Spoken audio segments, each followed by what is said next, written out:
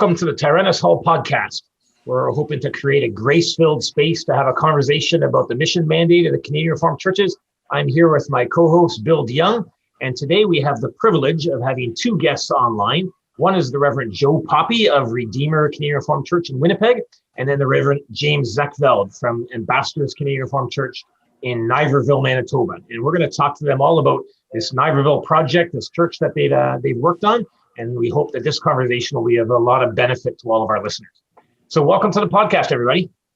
Thank you. Joe, maybe we can start off with you. Tell us a little bit about the history, where this idea came from, and what it took to eventually get James there to be a church planter.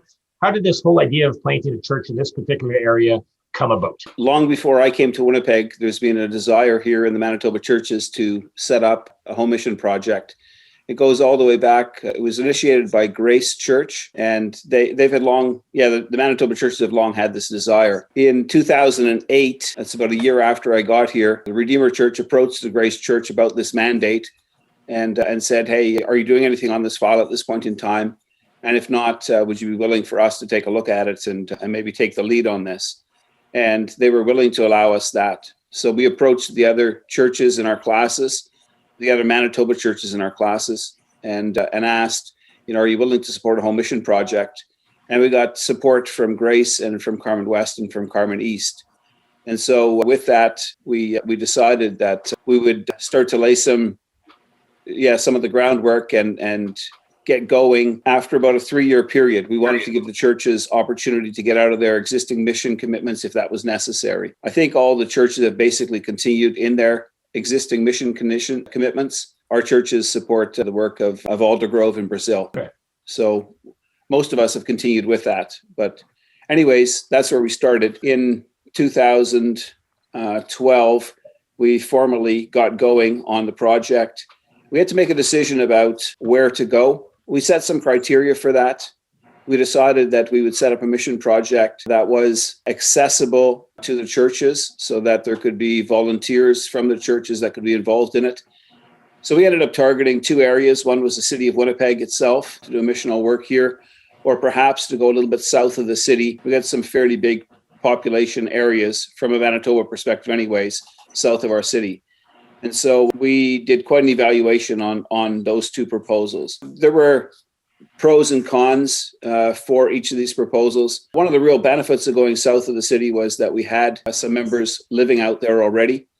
And through the years, we've had a number of different families that lived in that area that have come to our Reformed churches because they wanted to be part of a Reformed church and there was nothing in the area. It signaled to us that there was an open mission field. At the time, it was the fastest growing area of our province, also experiencing a lot of immigration into that area. And so for these various reasons, in the end, we had to make a decision and we decided to go south of the city. So that included Steinbach, Niverville, Saint-Pierre-Joly, some of the other communities in that area. So can I just interrupt you there just for 1 sec? You guys are in a pretty small classes region. Yes. There's just a couple of churches there. In other Canadian Reformed churches, oftentimes a church gets too big and they split off, and start a new church.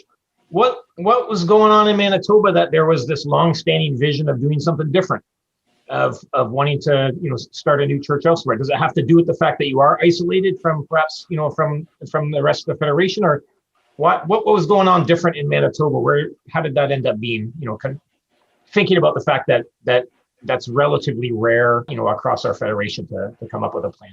I think there's just been a mission mindedness here in the province for a long period of time. So I think that's really where it came from. There've been quite a bit of discussion among our churches for quite a period of time about opportunities or possibilities, not just to send money for a project overseas, but to do something locally. So we didn't know what form that would take. We didn't know whether that would end up being a church plant or whether that would end up being a major evangelism project or what it would be. But that desire has been here since, for sure, the late 90s. Sure, go ahead, Bill. Yeah, maybe you could share with us some of the variables that went into identifying a location. You mentioned that you had considered Winnipeg itself and then decided to go south of Winnipeg. Is that because these are growing populations in these areas south of Winnipeg, or what else went into play in deciding where to launch in the end? So part of it was population growth. Like that area was experiencing population growth of 12 or 13% annually. Like there was a major influx of people. Often what happens, if you have people that are in new situations of life, they're often also more open towards the gospel than people who are just settled and taking life as it comes. We had a number of members that had moved south of the city. And so we had the basis for a church plant in that area as well. If we look at some of the areas that we were targeting in Winnipeg, we were targeting an area around the University of Manitoba. That was also a consideration for us. We didn't really have that many members living right there. Now, what we could have done was started a project. It's not that far of a drive. It's 20 minutes or half an hour for people, but it's still nice to have people close by, right where you're doing the mission work. So those are variables for us. I think we've learned a little bit too from some of the other home mission projects. Like we saw what Hamilton did with their Streetlight Ministries program.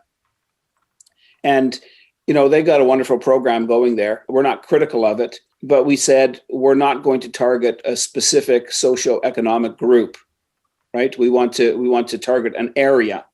We saw what the project in Prince George set out to do, and they targeted the Indigenous people there. And they ended up writing back to the churches and saying, it's not the Indigenous people that have come out, but there's all kinds of other people that have come out. And we kind of picked up on that and said, again, we shouldn't target a racial group. We should target an area. So these are some of the things that affected our decision-making in the early days. When you're talking about decision-making, those conversations, is that consistories, councils, evangelism committees? Who's the people that are having these conversations? Most of this at the time was after Redeemer had taken over the project from Grace and was in discussions as consistory in terms of how do we go forward. Yeah, that seems to me, that would be a key point. The fact that it's being consistory led rather than just, there's an evangelism committee of interested people. Would you agree with that? Yes. Yeah. Yes. We were also pretty specific in terms of our project that we decided that to get this project going, we wanted to call someone that could serve in the ordained ministry, someone that could actually preach the gospel. For us, that was a very important point. And it got tested through time for a bit because we called, I think by the time that we called James Zekveld, he was our 8th call. So that's between 2012 when we started calling. And James, you accepted a call in 2018? Yes, that's 2017. 2017. October of 2017 is when I started. Yeah. And so the actual on the ground work started in 2018. So it was quite a span of time and quite a few calls during that time and quite a bit of disappointment. And there were people who said, why don't you just, hire, a mission worker? And our fundamental difficulty with that is that a mission worker can lay the groundwork, but he can't actually preach the gospel. And if you, like the Bible teaches us very clearly that faith comes through the preaching of the gospel. So we wanted a gospel preacher wherever we're going to set up our mission project. I see the logic behind that and the theology. In fact, I think you're correct. Was the Niverville congregation already meeting then for some time before Reverend Zekveld arrived on the scene? Were they meeting while you were going through this process of calling people, or? No, they weren't. What we did do in the early stages of the mission project, we set up a Bible study at Providence College Seminary. And we had quite a good Bible study going there for a couple of years. So that was part of our target area. There was a Christian college in the neighborhood. So we were active locally from that perspective. Initially, we were targeting the Steinbach area more than the Niverville area.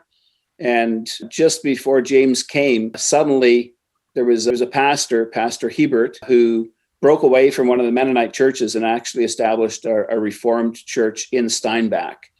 Turns out it's a Reformed Baptist church. At the time, we weren't sure where their leanings were on baptism. We had quite a bit of contact with them, but at the end of the day, we didn't figure it was beneficial to set up another Reformed church in Steinbach, if there was a Reformed church there already. So we shifted our focus a little bit and went over a town from Steinbach to Niverville. Can you make a couple of comments, Joe, about why do you think you called so many people and so many people declined? Without giving any sort of details about specifics, but was it the sense because it was unusual, because it was different? Was it, if you look back at that now, why do you think that happened?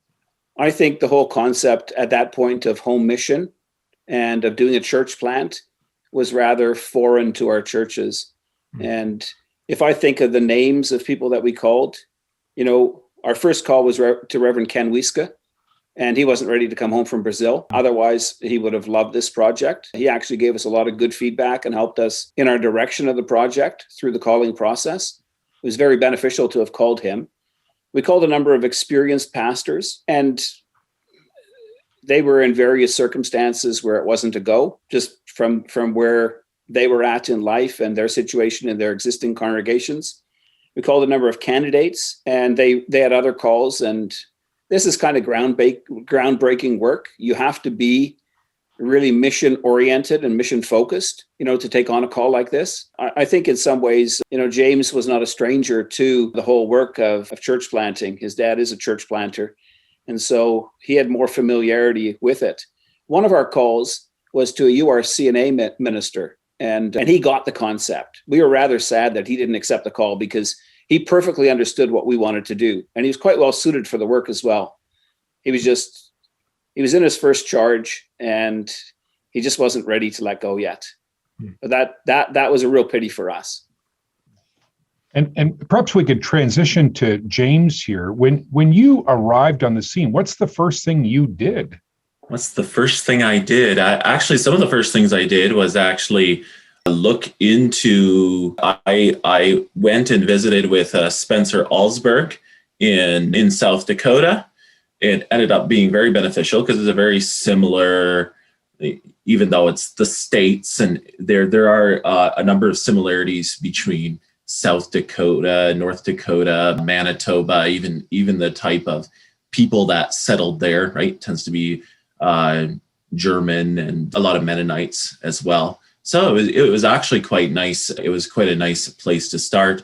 Also took a class on Mennonites at the UFW, University of Winnipeg, which was helpful. Mennonites, the Mennonites in our area don't really know their history in some ways. It's like many groups, they've kind of become part of the broad culture and have lost some of their historical distinctiveness. And then it was about organizing which families were going to come to the church and what church was going to look, what ambassador was going to look like. And so that was a lot of work too. So it wasn't right away missional, although I did fairly quickly try to figure out, I was able to join the ministerial in town.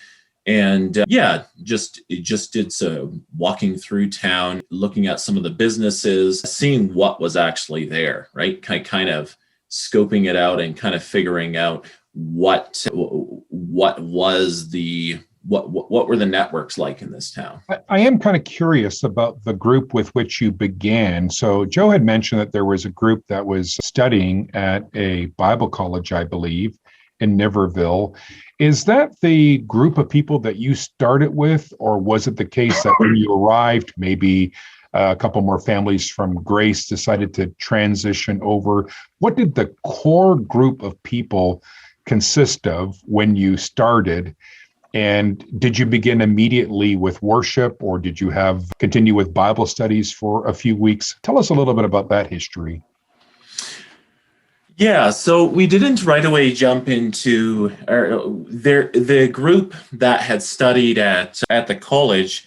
I don't think, other than some of the families from Redeemer that had helped to spearhead that, the people they had connected with were no longer around. Some had moved away, I guess, and Joe can correct me. I think some had become members and then moved on, things like that. So the actual group I started with was a number of families from Redeemer and then one from Grace as well, who were interested in being part of this project. Yeah.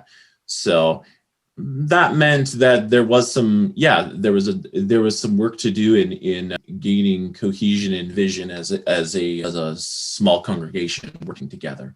So that was a lot of the initial work.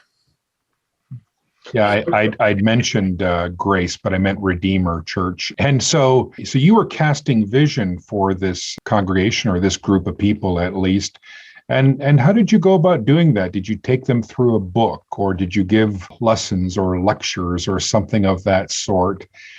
And well, let's just leave it at that. I've got other questions as well, but we'll keep it simple, not pile on too many questions at once.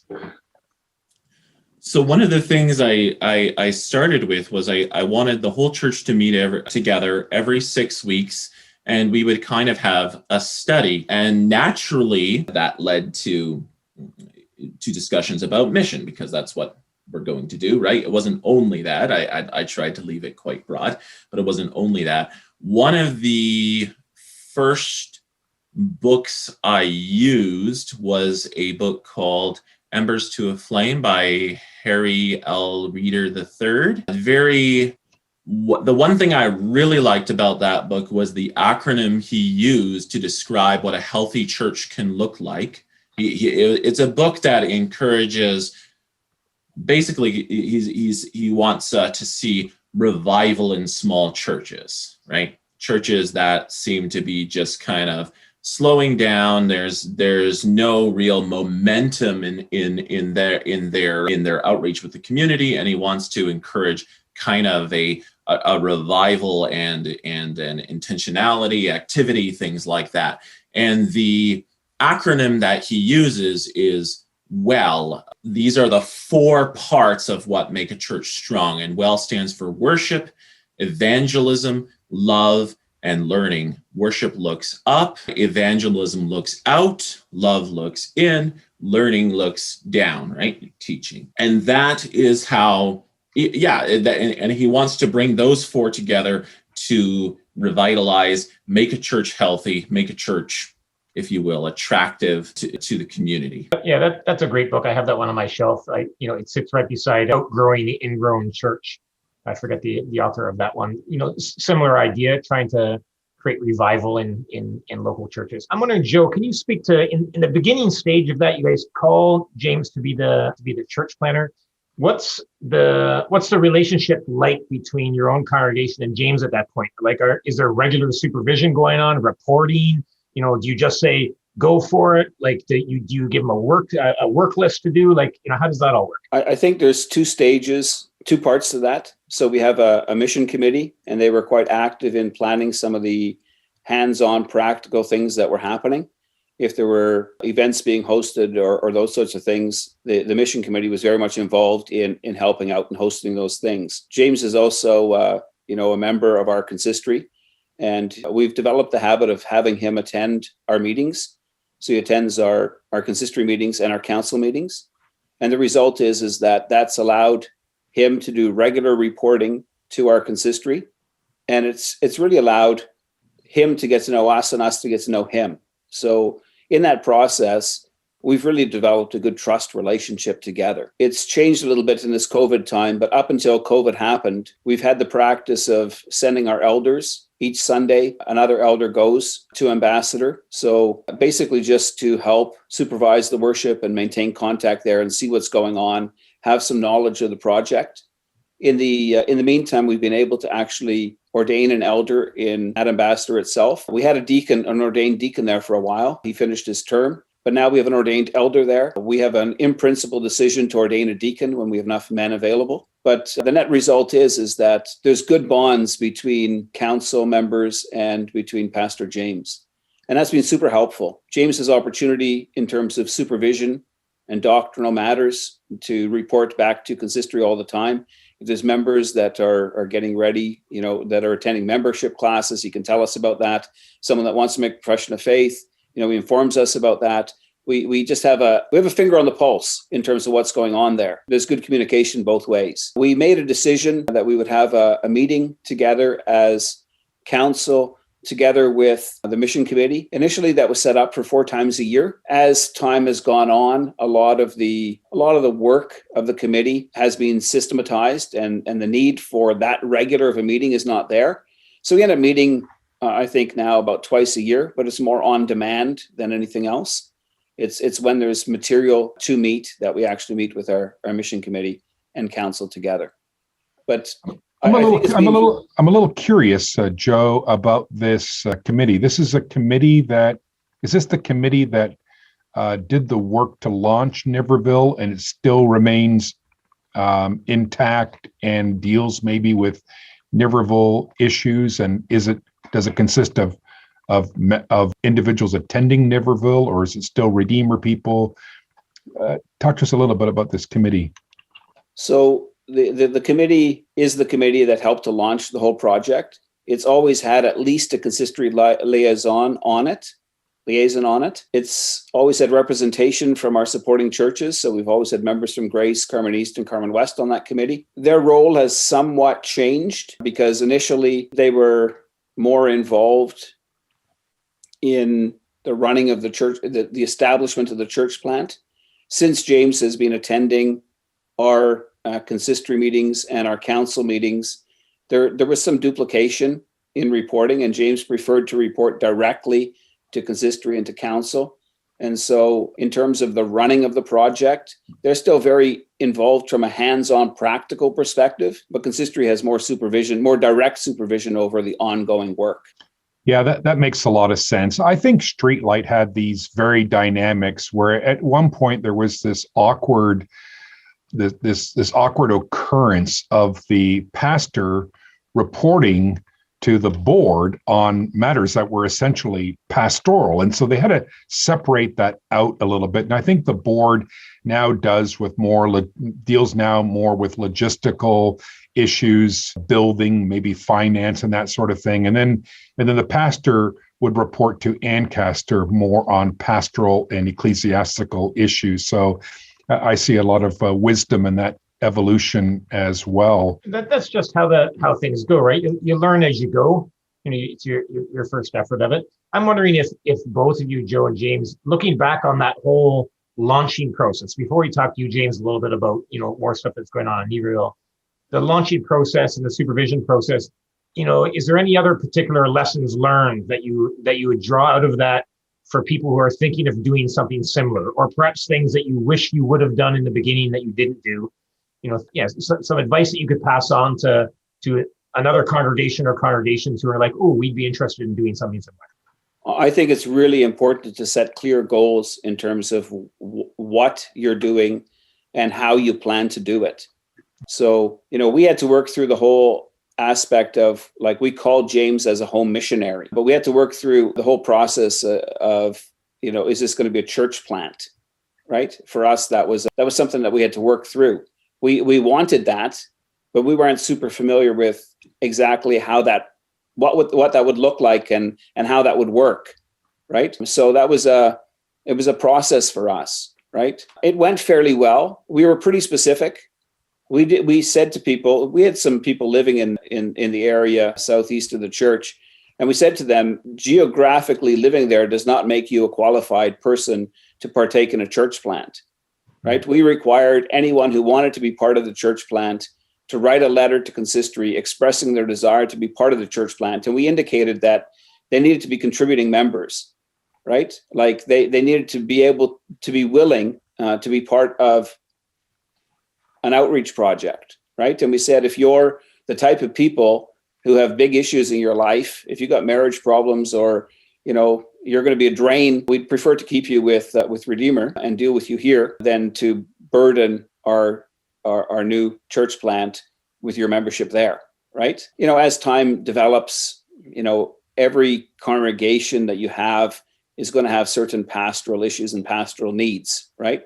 But I still think we've had a bit of membership rotation happen. We've had a family or two that have cycled out of Ambassador, mainly because it just didn't really work either for them personally or for their family.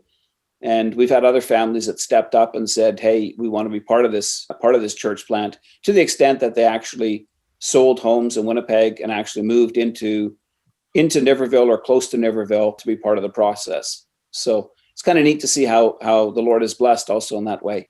Would you add anything to that, James, in terms of lessons learned about the whole process leading up to calling you and the beginning of it?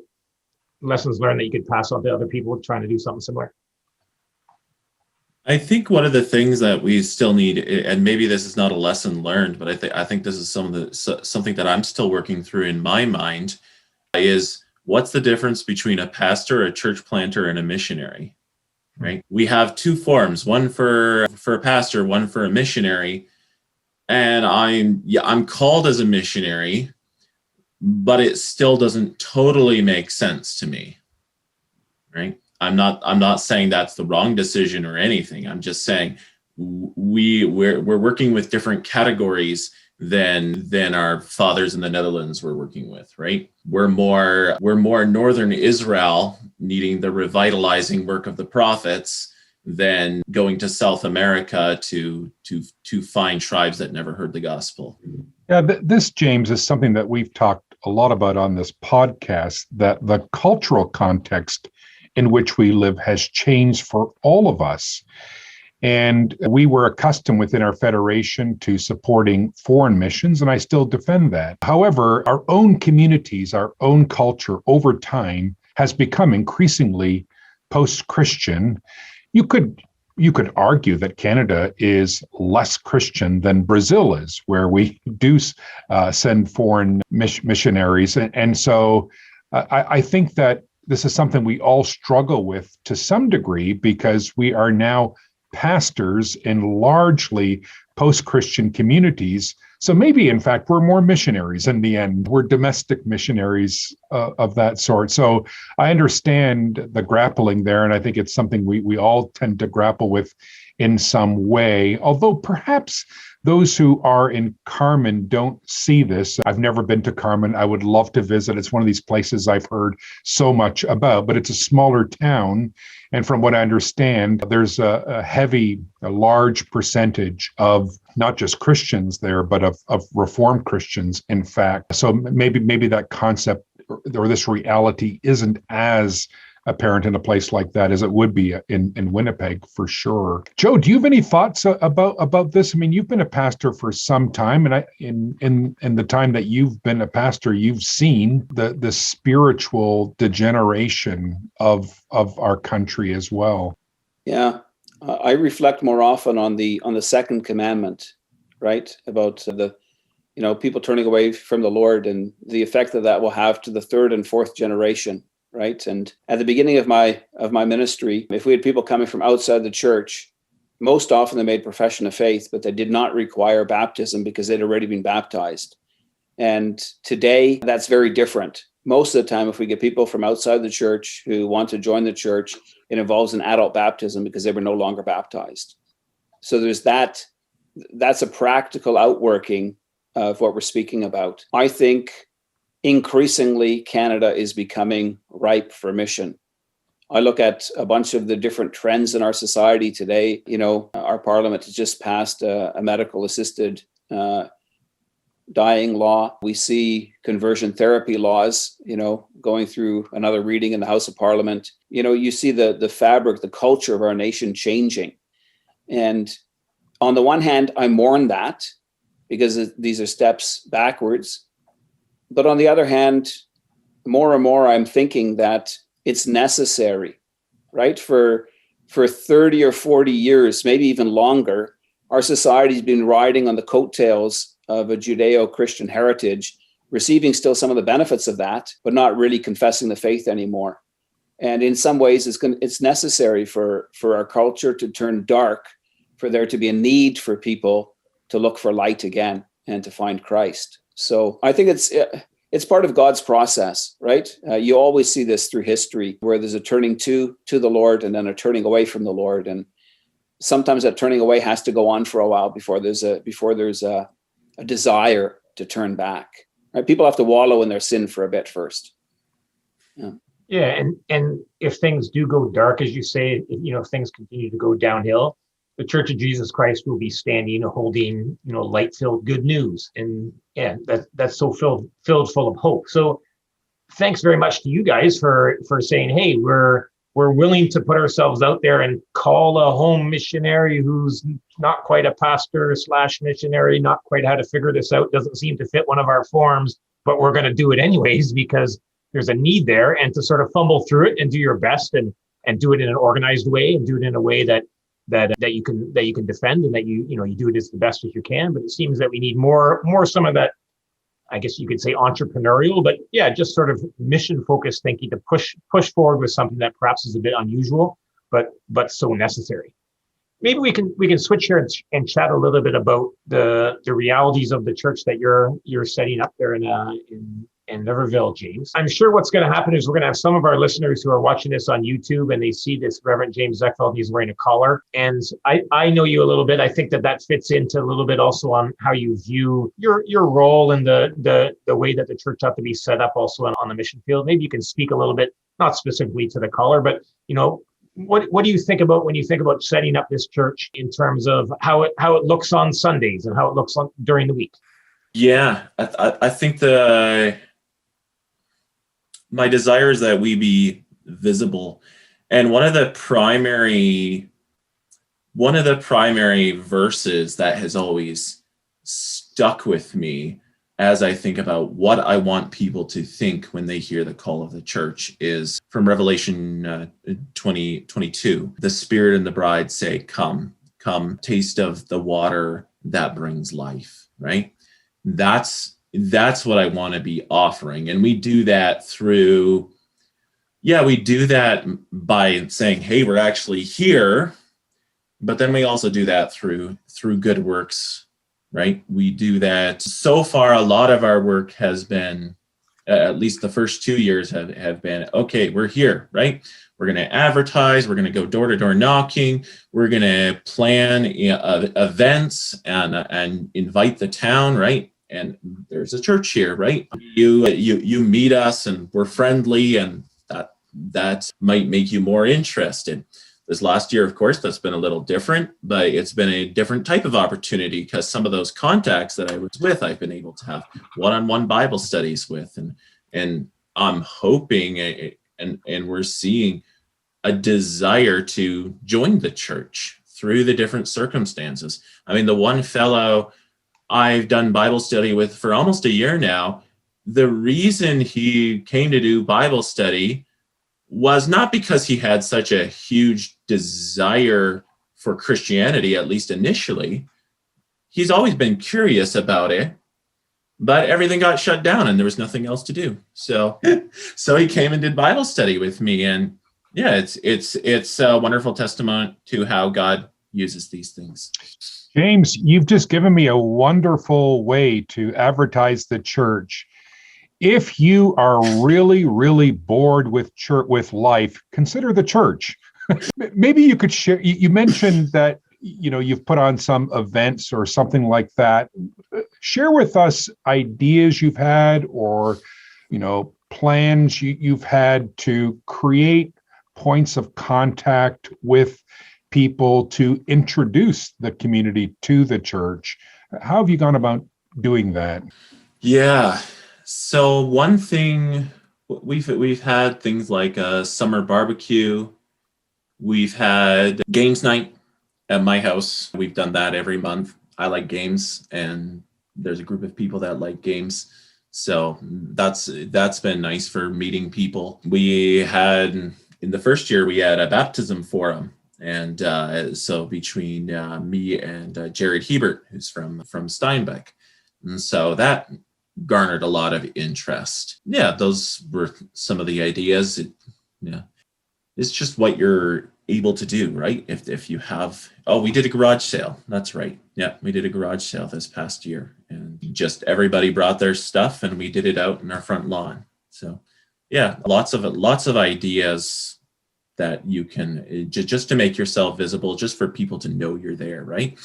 We have this idea kind of in the works, having kind of an education center, and we'll have to see what comes of that. right? There's a lot of homeschoolers in Niverville. Maybe we can connect with them through that. Another thing that just comes to mind, one of our members has a choir. He started 3 different choirs in September. And that's been a huge way to meet people. Coffee and chat with one of the ladies from our church. She helped start that. And that's been a way to connect too. So yeah, no. I'm kind of curious what people think when they, who don't have a background in the church or perhaps don't have a background in a Reformed church. What's the impression they have when they worship with you? If you can get them through the door, what are some of the things you've heard said, the feedback you've received, good or bad? If they don't have a church background at all, it'll be like they don't know what to expect, right? It's just different. If they have a church background, the music will be the main thing that feels strange. Yeah. So we have a girl who recently joined us. She's from an E-Free church originally. And yeah, for that was one of the bigger hurdles. Just the music was strange. Yeah. And how do you respond to that? He sends some videos of you playing the organ, Bill. That'll be enough to convince. Well, in the context I've had, people are pretty polite. So I haven't really, I'll just comment, yeah, the music's probably a little strange to you. And people will say, yeah. And I'll just say, that comes from our tradition. And people generally just accept that. Yeah. So. You have been doing some pre-service songs right from the very beginning, James? Yeah. Yeah. So we chose a series of more popular Christian hymns. And we actually went to classes with a proposal to say, hey, can we use these in the church plant?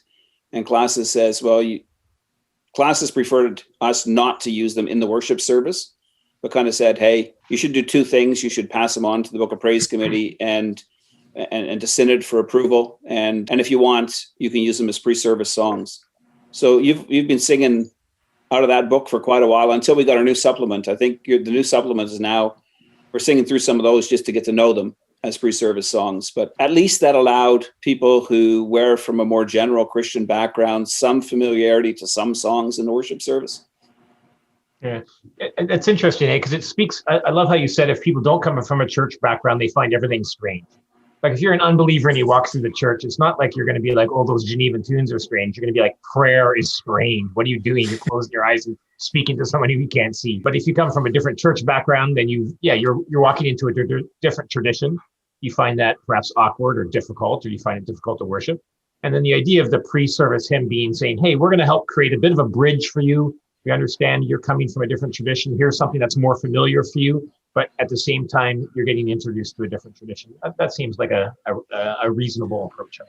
And for somebody who goes to a lot of when I look at the churches in our own town and the songs they sing, they wouldn't even connect with, unless they're older, they're not even going to connect with the hymns anymore.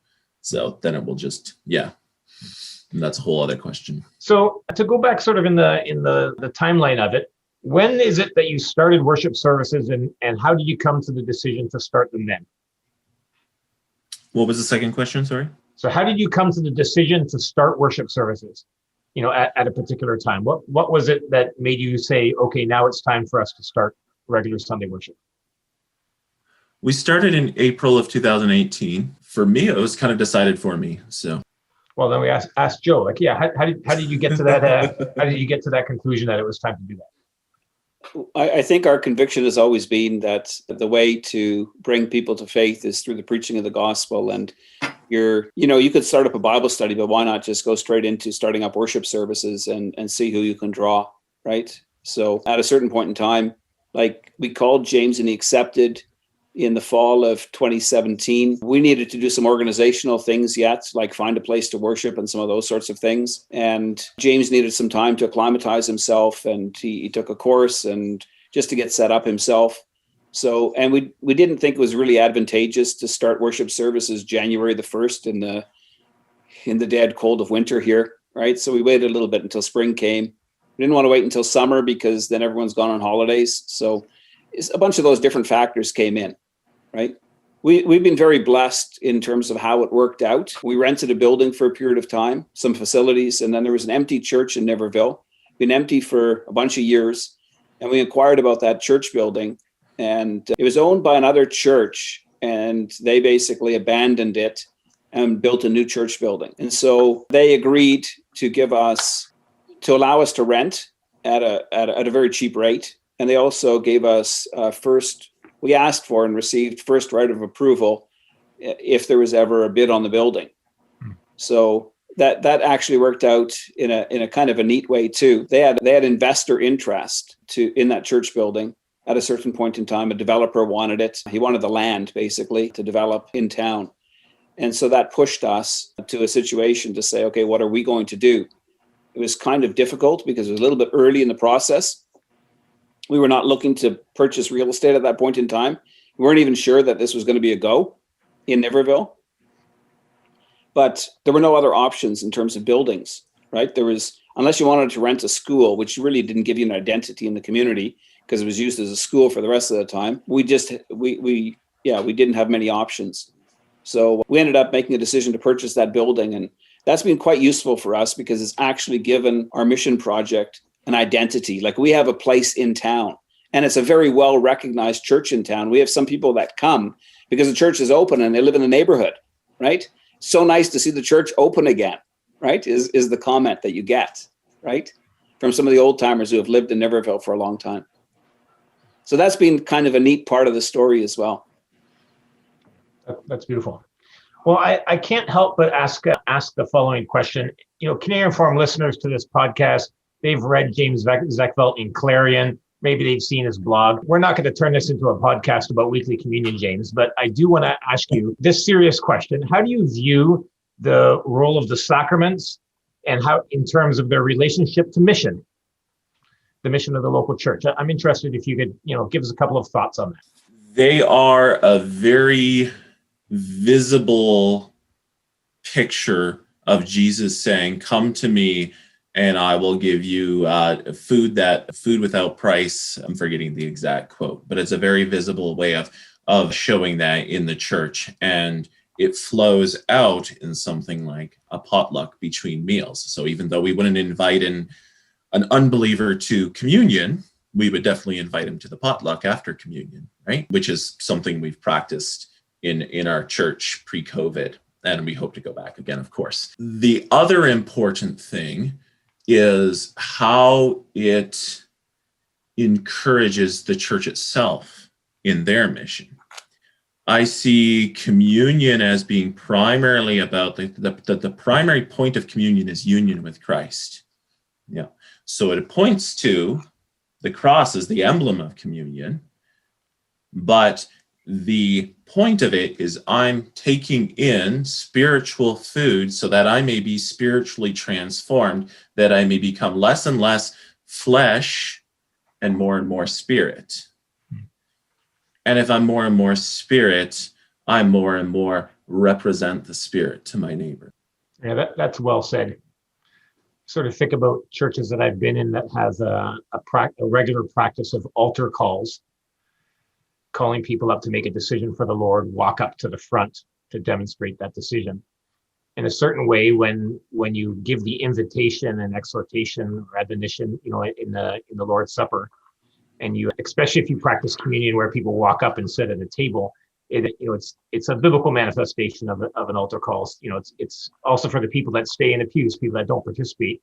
There's a call to put your faith in the Lord Jesus Christ and to manifest that around the table with the body of Christ. Yes. Bill, you have any other questions to add? No, I really liked what James said about the Lord's Supper there. It's on the surface, it's the most seeker insensitive thing we do, in a world which says there's a seat at the table for everybody, we are excluding some. And then we're talking about eating the flesh and drinking the blood of Jesus. I can't think of something more insensitive than that, but it's so jarring. It actually has an effect, I find, on unchurched people where they're like, what in the world is going on here? And it creates, at least at some level, some curiosity. We got to go back to the clerical caller, Winston. Oh, you want to know why James wears a clerical collar? No, All right. I know why James wears a clerical collar. He just regards that as his uniform in the same way that a police officer has a uniform. What I would like to know from James is how it supports his calling as a missional pastor, to what extent it contributes to his ministry, and maybe it detracts from his ministry. I suspect he's going to say, I have opportunities to present the gospel because of my collar, but I'll let him make that point. Well, I think the primary benefit of it is, again, visibility. I'm saying I'm not just, I don't have jurisdiction over Niverville, but I am a pastor of Niverville in a certain sense. Do I think it has given me opportunities? I feel like it's less well known than I thought it might be.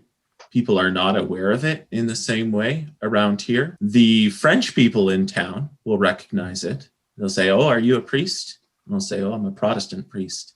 Yeah, I had similar experiences living in Quebec. I own a clerical collar. I'll still use it on occasion if I want to go to a hospital, outside of visiting hours or something like that. With the new restrictions going on in Ontario, I'm thinking of driving around wearing them to make sure if I get stopped by the police that they can, they know that I'm on official business. But certainly in Quebec, some people had negative reactions to it. So I stopped wearing it because people associated it with Roman Catholicism and their grievances related to it. I thought maybe we could finish off this way. James, imagine you've got some young men in seminary and they're getting close to the end of seminary. They want to become a pastor, or perhaps they're interested in mission. You got any words of encouragement or words of advice for anybody who's thinking about doing something similar to what you've been called to do? I guess one of the biggest things, I think there's this tendency when you go into mission, you gotta put on you gotta put on something else. You gotta put on a different face. So in a way, I'm gonna say, be yourself. And I think I always think of my dad as an example of this. My dad was very much who he was. He was very authentic, if you want to use that language. He wasn't trying to be anybody else. He was a farm boy from Ontario, and the Sikhs loved him. He didn't have to be Sikh. He didn't have to wear their stuff, right? But they liked him because he was genuinely interested in them, genuinely showed love to them. They saw his respect and they gave him respect back.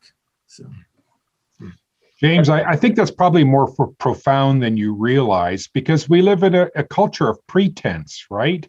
Where people adopt personas, where you want to be somebody, and I think maybe there's just something distinctively Christian about that, for people to get to know you as you really are and to see consistency from who you are on a weekday to who you are on Sunday. I think that's powerful for people. Gentlemen, we've come to the end of our time. I want to say thank you so much for being part of the podcast today and for just laying out really clearly what you guys have been doing in Manitoba.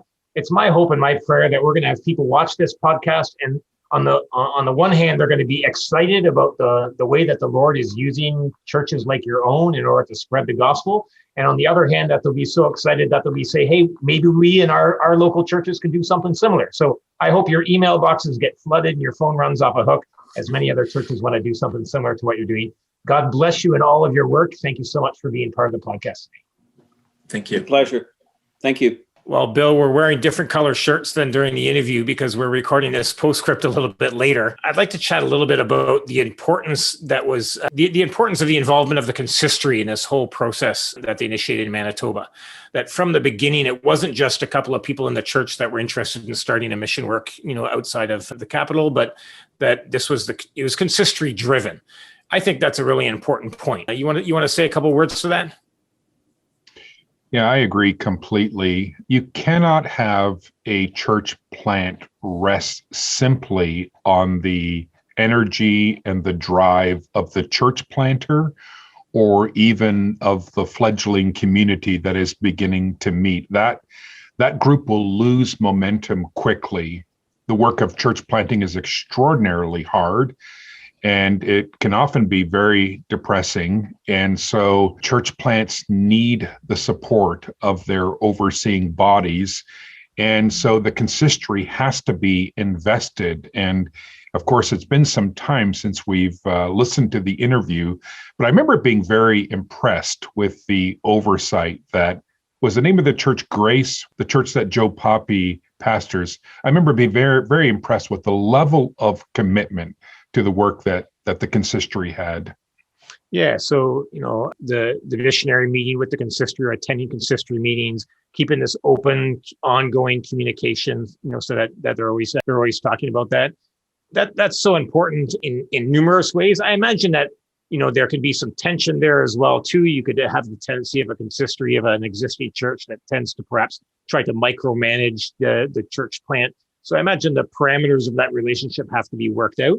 Seems like they had another level too, where it wasn't just consistory, but they also had a mission board that seemed to be, more of a long-running thing. So as members recycle through consistory or recycle through council, there's a mission board that works alongside that. If I could ask another question, I'd like to tease that out a little bit. What's that relationship like? Seemed that the mission board involvement was diminishing over time. But again, I think that a mission board or a home mission committee working together with a consistory, super important. I sometimes joke to or half joke to people that the best thing that you can do for mission in your congregation is to disband the home mission committee and just make the consistory your home mission committee. Because when the home mission committee comes up with ideas, people don't take it as seriously as when the consistory says it.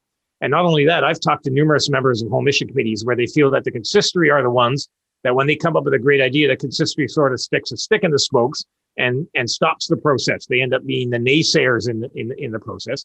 Where it seems in Manitoba, what they were doing is that, no, this was consistory saying, we are concerned about mission. We want a church plant to happen. We want to lead this.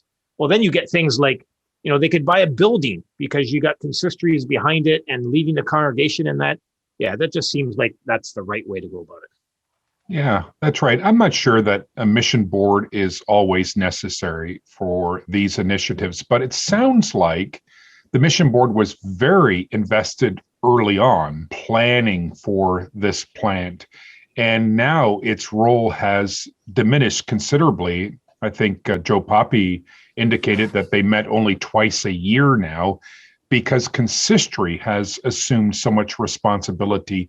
To me, that makes a lot of sense because there's a transition that's going to occur in the history of a church plant where there's a lot of planning and a lot of logistical issues. And then eventually you call a church planter, there's somebody on the ground preaching the gospel, you're having worship services, you begin to encounter pastoral challenges. And so it makes a lot of sense for the consistory then to assume a lot of responsibilities. And this mission board that is still in place, and it's Redeemer Church, I misspoke and said Grace earlier. This mission board now meets merely, I think, from what I understand, to discuss those logistical questions of, okay, what is the building like where we're meeting, and what is the budget for this church plant for this year. So I think that transition that has occurred makes a lot of sense to me. Well, let's hope that there's a bunch of consistory members watching this podcast and go back to their own consistory or council meetings and say, hey, let's be leaders of the church also in this regard and lead our church in mission programming and in church plants. Thanks so much, Bill. This has been great.